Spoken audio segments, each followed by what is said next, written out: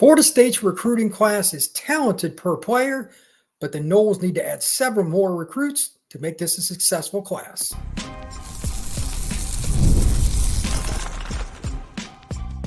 You are Locked On Seminoles, your daily podcast on the Florida State Seminoles.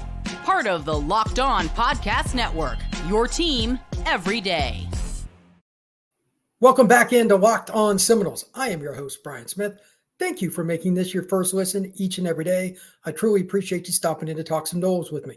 Today's show is brought to you by Gametime. Download the Gametime app, create an account, and use code LOCKEDONCollege for $20 off your first purchase.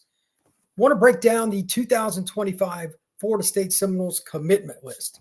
Player by player, give position overviews, talk a little bit about the depth of the players that are on the roster, who's leaving, who's not. Give a little snippet of that as well. And then talk about the needs to finish out this class. And it is a major, major hurdle to overcome.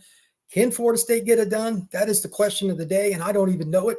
So let's get started breaking down this class, beginning with offense at quarterback and working all the way through the defensive back list. First off, Tramell Jones out of Mandarin High School in Jacksonville, Florida. He's a longtime Florida State commitment. This is a young man I've known since he's been a freshman in high school.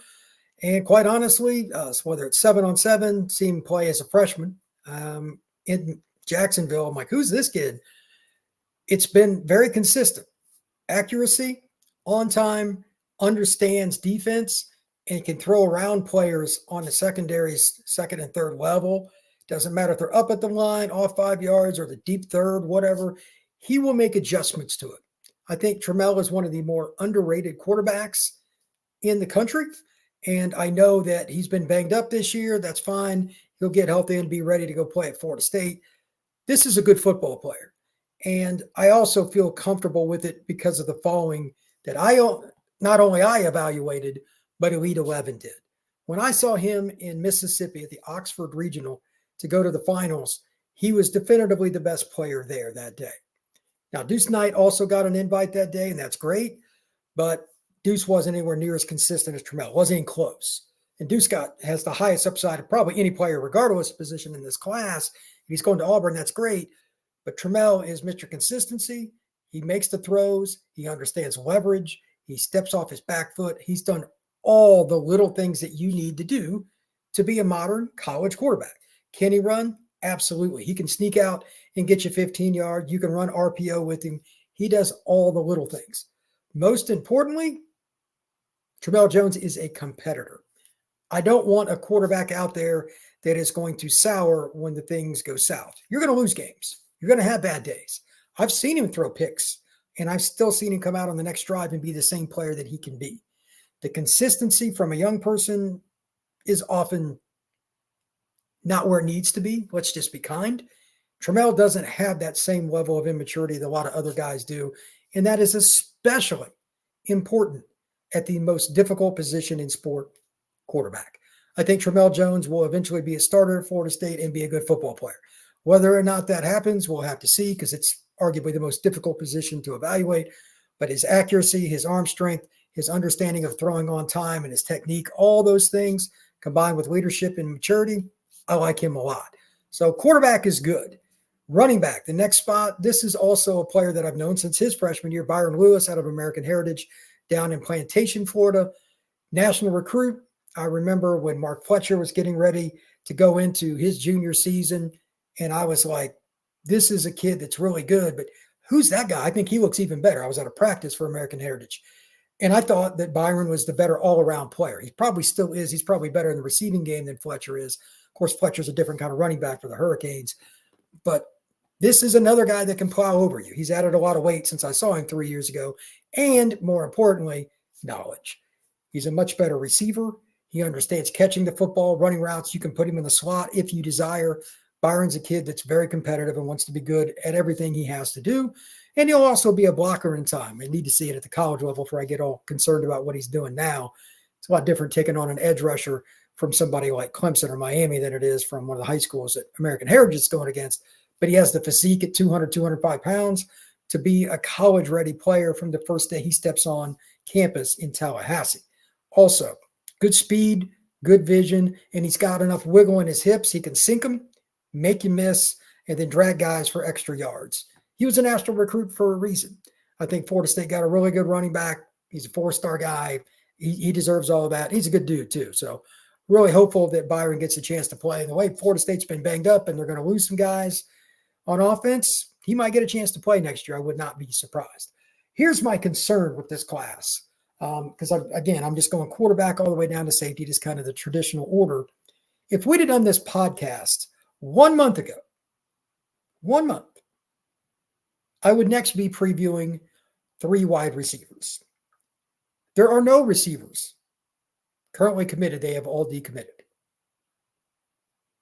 Now, I'm going to go over needs at the end of this podcast, but I just wanted to highlight this void at receiver. We're going to come back to it, but this is a major concern. Next, tight end, and this is a player that Florida State stole in this recruiting class, maybe the biggest surprise to me. Chase Lofton out of the Omaha area, really good football player. He plays at Millard South now. He transferred. But I was going back through his junior film today. He plays more like a receiver. He's 215, something like that going into this season, 220, somewhere in that range. He takes the top off a defense by eating up the space between him and a DB playing 5-10 yards off. If you play bump on him, he's stronger and longer. He's got the length to really push you away and keep you out of his midsection sternum. He is very difficult to defend, and he's aggressive at the catch point. There's a play on his junior film where he runs, like he's going to take a post, but then he just runs a go. One step inside, the DB doesn't really bite on it. Pretty good coverage. Chase is still able to go down the field right next to the guy. He's 6'4", 6'5", which helps. Times his jump very well, goes up and runs into the DB with enough force and enough power when they both collide for the football. The DB moves away from him. Chase gets not one, but 2 hands up and securely catches the football at the catch point and then falls to the ground with the reception. You can't teach that by itself. He's got some innate ability to bring in the football that is going to be welcomed in Tallahassee. You need more guys like this on your roster. And quite frankly, Florida State needs more guys like this just in their program that are just technically sound. Like, I think he'll be as technically sound as some of the guys that are seniors right now, to be honest, because he makes catches they don't in 50-50 situations. Very excited about him. Does he need to add weight to play inline? All that? Absolutely. He's nowhere near ready for that. But he'll be more of a receiver, in my opinion, than a tight end, at least his first year or so in Tallahassee. He's going to need to go through the weight room and all that, but that's okay. When we come back, we're going to talk about Florida State's incredibly talented offensive line class. That's next at Locked On Seminoles. Have you downloaded the Gametime app yet? If not, here's your chance, and here's why. Number one, Gametime allows you the option to have all-inclusive pricing. All you have to do is turn on the feature with the toggle switch inside the app. Number two, if you like to know exactly what you're getting, this is the app for you, because once you find a game and a ticket you think you're interested in, but you may not be sure, select that seat and see the view to the pitcher's mound, to the end zone, to midfield, whatever it may be. Or if you're in a movie theater, get an idea of what it looks like. Gametime allows you to do that from your phone right in your hand. It's very easy with Gametime, and that's why you can take the guesswork out of buying tickets with Gametime. Download the Gametime app, create an account, and use code LOCKEDONCollege for your first purchase with $20 off. Terms apply. Again, create an account and redeem code LOCKEDONCOLLEGE for $20 off. Download Gametime today. What time is it? Gametime.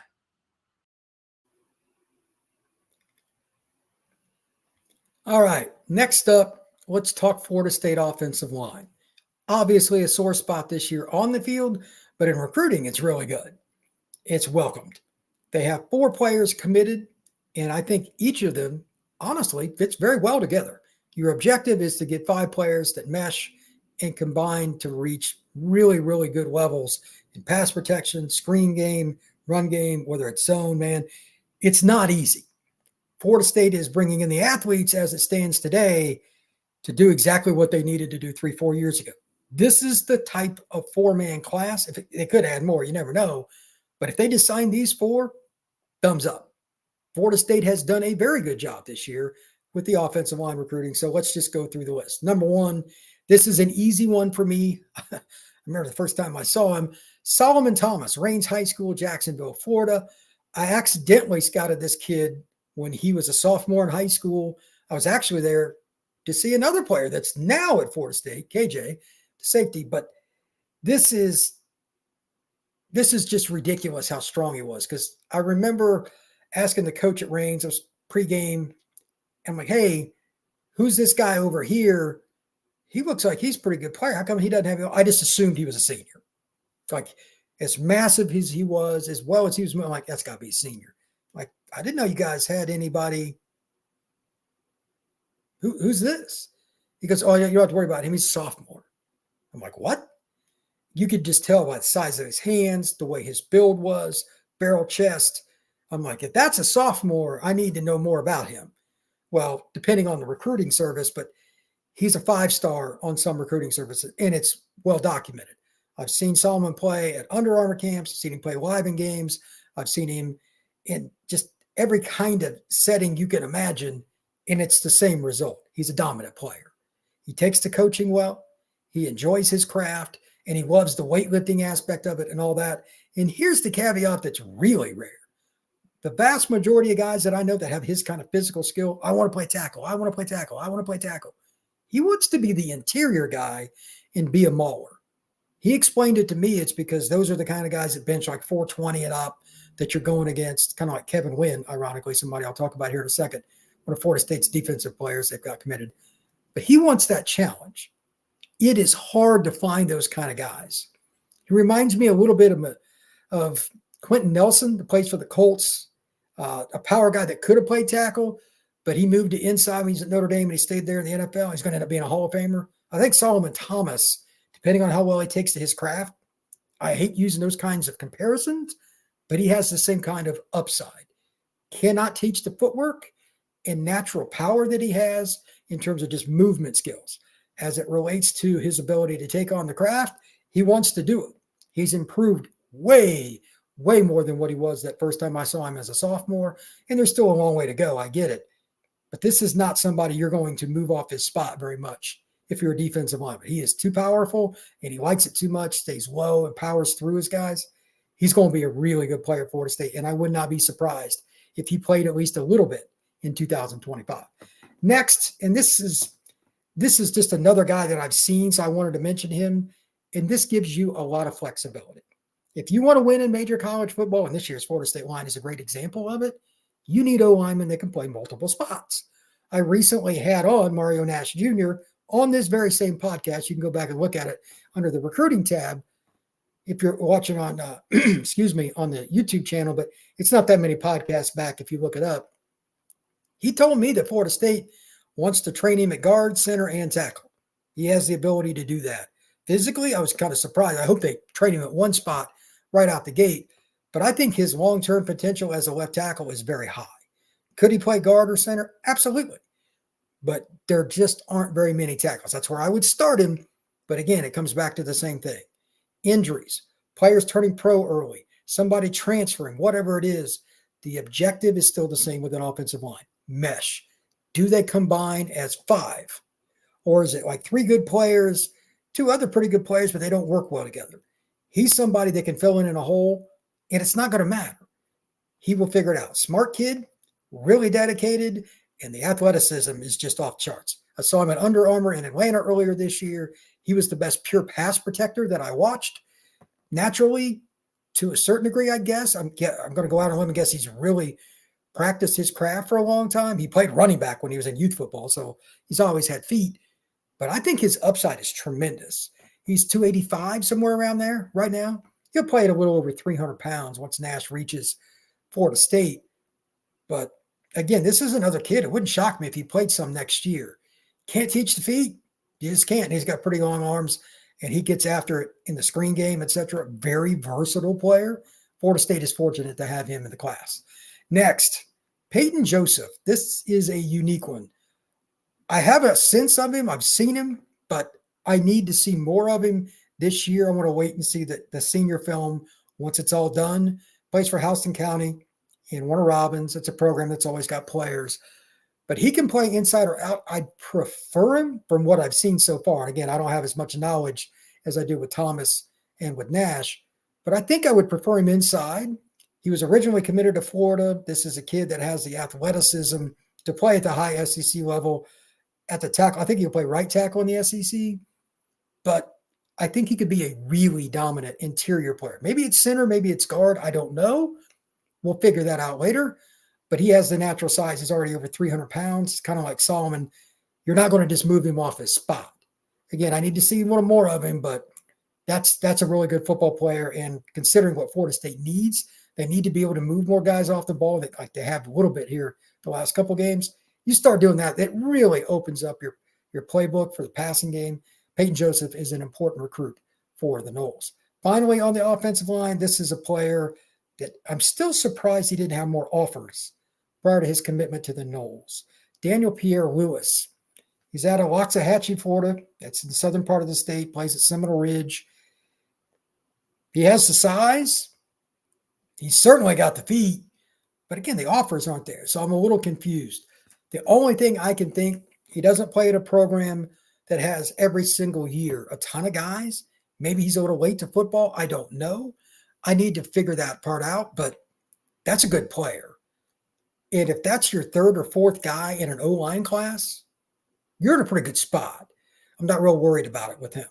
So Florida State is in a good spot with their O-line. They got 4 guys. It'd be nice if they could add another, and I'll talk about that in a little bit.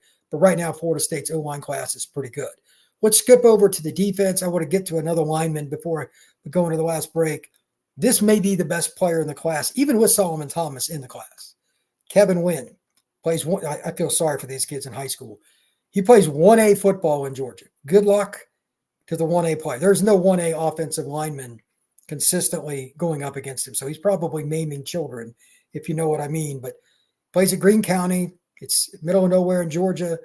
And I've talked to a coach that's went against him. He said he's the best defensive lineman he's ever coached against. And this is a guy with multiple state titles. Yeah.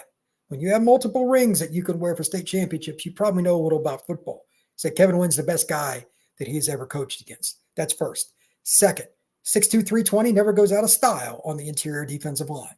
Third, this is something that shows out on film, and it goes back to what I've been told, effort. A lot of times, especially when you're playing lower level like this, a kid like a Kevin Wynn, they'll take plays off. Maybe several. Maybe they just bow up inside their own 20.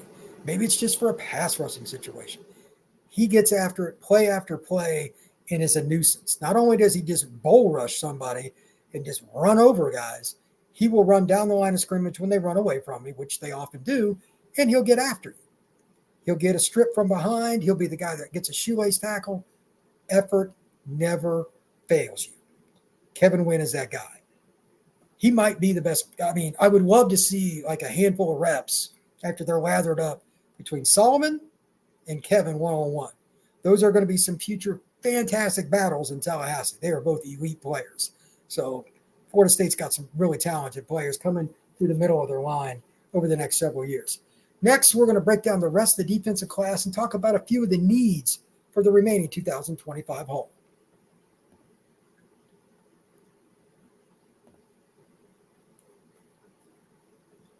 If Florida State is going to complete this class, they're going to need several more players. One thing they're not going to need is a leader in the middle, though. Ethan Pritchard out of Seminole High School, just outside of Orlando, is that guy. Known him since he was a freshman as well. He's been common on the 7-on-7 circuit. And even when Seminole was just dominating a few years ago and he was a freshman, he got on the field. Why? Because he's talented, because he works hard and he just kind of plays wherever. I asked him right before the season began, what position do you want to play? What's Florida State want? He's like, it doesn't matter. You want to play me at will? That's fine. Middle back or outside? He goes, I don't care. He's happy to be the guy that gives the calls in the middle of the defense. You need players like this as much as anything else. In the middle of your D, that's a leader. Ethan is that guy. I'm very happy that he's found a niche in Florida State. He's always wanted to go there, blah, blah, blah, committed early. Well, now he's going to get a chance to do that. He's the only linebacker committed to. So he's going to probably get carte blanche unless they get another guy or two or where he starts out at. I expect him to absorb as much as possible and to play. Like special teams from the outset, Ethan will play. Ethan Pritchard will play a lot. Now, does he find a niche on the nickel and dime defense? That's where I think he's most likely to play early.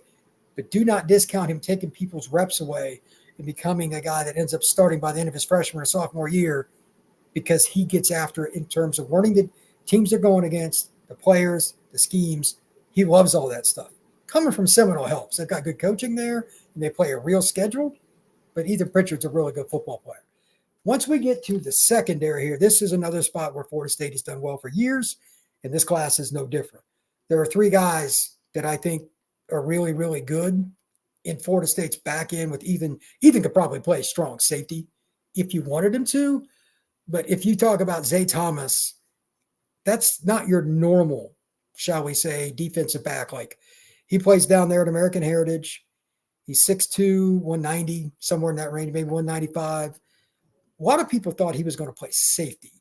I've seen him play corner multiple times. I've seen him in man. I've seen him playing off. I don't think it really matters. He has better straight line speed than what I thought. And then I saw him at the OT7 finals this past June, and I'm like, okay, now I'm sold.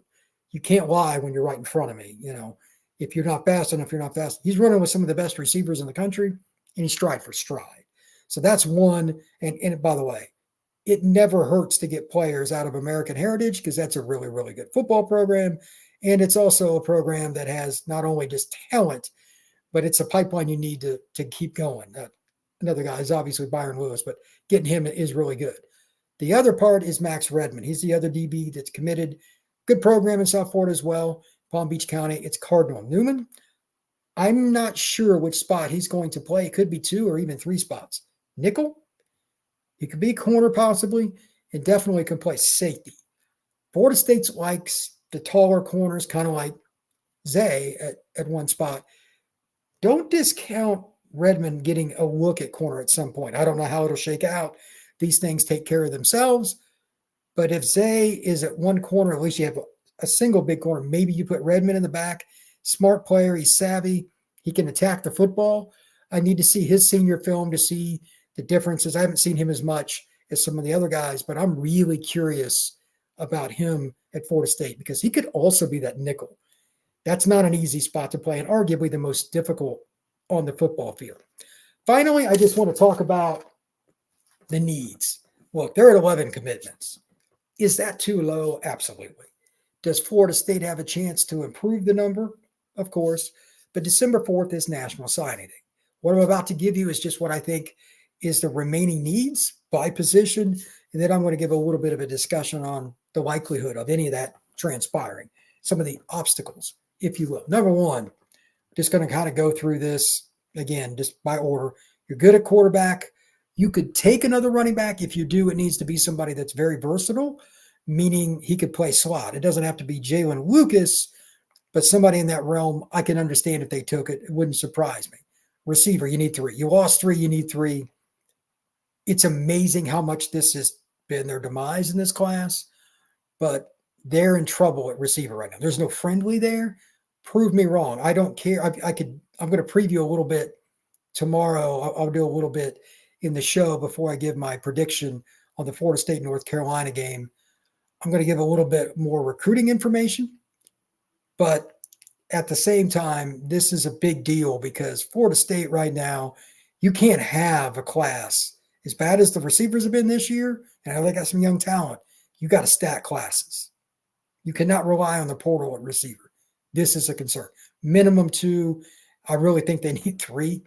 That's hard to do when it's late October. I don't think that's realistic to get the talent you need, but we'll see. Then you're going to move on the offensive line. I'm just going to make a simple statement. If they stand where they're at, if they finish with the 4 that are committed as of October 30th, it's a good class. It's a really good class. But if they could get a 5th player, an offensive tackle, preferably, it could be as good as any O-line class in the country. Just what the doctor ordered for Florida State's needs up front. D-line, Kevin Wynn is an animal. Not denying that, but they're fending off USC and other programs to keep him. I don't even know if they will. Minimum, They need 3 high-level D linemen in this class. Is that realistic? Probably not at this point. Hilson's gone, etc. I mean, they've just messed up. Now, they got a couple guys. I'm going to talk about it tomorrow's show. They've got a couple guys committed to official visits or going to bring them in. These dates change all the time. I might as well put that caveat in. Let's see what happens. You still can't lose Hilson and tell me this class reached its potential, but you still got to get some really good players. We'll see. The kid out of Houston, by the way, I love his film. I forget his name, but he's really talented. Linebacker, you need a couple guys to go with Pritchard. 2 would be perfect because then, again, he could play any of the spots. So whatever comes in with that would be great. I think you need at least one of them that could potentially move down because the D-line, again, I don't think they're going to finish where they need there. It's easier to take a 220-pound linebacker, redshirt him, bulk him up a little bit, and there's your future strong side end or whatever at 255. It's what Renard Wilson did. For those of you who remember, he was 215 out of high school at Columbia High School in Lake City, Florida. Ended up playing at 255 at Florida State, 260, something like that, being the 14th pick of the Bengals. It's okay to do it that way too. Just get the talent, figure it out once you get it on campus. Defensive back is interesting. They need at least one, probably 2. You like to get a 4-man class every year at minimum, but they did well last year, and it depends on what I can't answer this, but it depends on what Surtain and the coaches think about the freshmen and sophomores positionally, not just talent. Here's what I mean. You got 5 DBs now that basically start a game. You're almost always in nickel, if not dime, because everybody runs 3, 4, and 5 wide all the time. Do they have all the spots filled from their freshman and sophomore classes currently that they feel they could go with a 3-man class and not get the full contingent of 4, or preferably, again, 5? I don't know the answer to that. It's not being good. It's where are you good? So I'm going to say 1 or 2 more guys is the minimum they get. I mean, if you got 3 studs that wanted to come towards the end, you take them. But right now they've got 2 pretty darn good football players committed. Minimum, Florida State needs 1 more player. As far as a specialist or something, that's always a possibility. I know a lot of schools are trying to get walk-ons. With the new rules about the walk-on situation, I don't even understand all of it yet. I need to go through a spring and hear more of that explanation from coaches.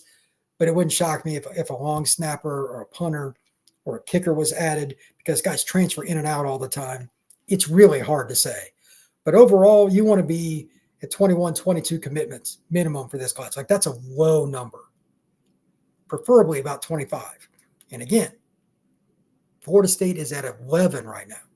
They are not in a good place. That's just reality. Here are the handful of things that I'm concerned about down the stretch. Number 1, the negative recruiting right now is going to be bonkers. ESPN, 24/7. Everybody that you look at has something to say about Florida State's 1-7 start. So do I. They've been terrible. If you don't think college coaches aren't using that against the Noles, I have some swampland to sell you in South Alabama. 2, just the win-loss record in general, even if they're not paying attention to what's going on the field, you're going to hear that record, you're going to see that record, and you're going to start thinking about, do I want to be there? It's just natural from a recruit's perspective. 3, media in general. I think that it's going to be hard to find information from parents, recruits, the high school coaches on why they should come to Florida State.